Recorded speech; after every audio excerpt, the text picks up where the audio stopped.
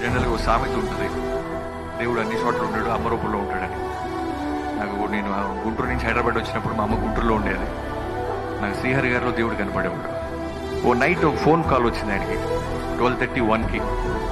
Lift చేశారు. ఎవరో షిరిడి నుంచి బస్సులో వస్తూ ఫ్యామిలీ, వైఫ్ అండ్ హస్బెండ్, 2 ఆడపిల్లలు, ఏడుస్తూ వాడు ఏదో మాట్లాడుతున్నాడు. అన్న అది ఇది అని.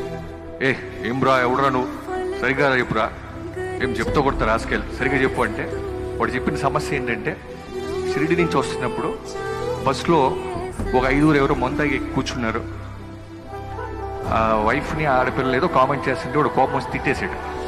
ఇప్పుడు వాళ్ళు చేసిన ఛాలెంజ్ ఏంటంటే, బస్సులో చాలామంది ఉన్నారా, సనత్ నగర్ రాగానే హైదరాబాద్లో నా కూడా నేను కొడతామని వార్నింగ్ ఇచ్చారు అతనికి. ఎవరికి చేయాలో తెలియక ఎవరికో నెంబర్ ఇచ్చినప్పుడు దూరం నుంచి చూసి సేవ్ చేసుకుని గొప్పగా చూపించుకుంటున్న వ్యక్తి డైరెక్ట్ శ్రీహరి గారికి ఫోన్ చేసి సమస్య చెప్పాడు.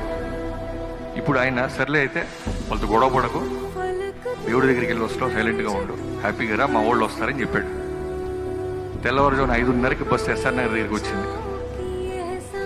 ఇప్పుడు ఆ వ్యక్తి ఫోన్ చేశాడు, అన్న ఎవరైనా వచ్చారా అని. నువ్వు బండి దిగురా అంటే ఒక ఎండివర్ కారులో టీషర్ట్ వేసుకొని నిద్రమోహంతో ఒక లుంగి కట్టుకొని శ్రీహరి గారు వెళ్ళి ఎస్ఆర్ నగర్ దగ్గర వెయిట్ చేస్తున్నాడు.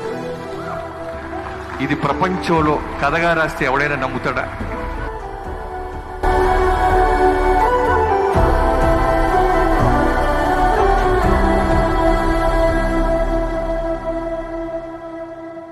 फलक तू गरज तू बरस तू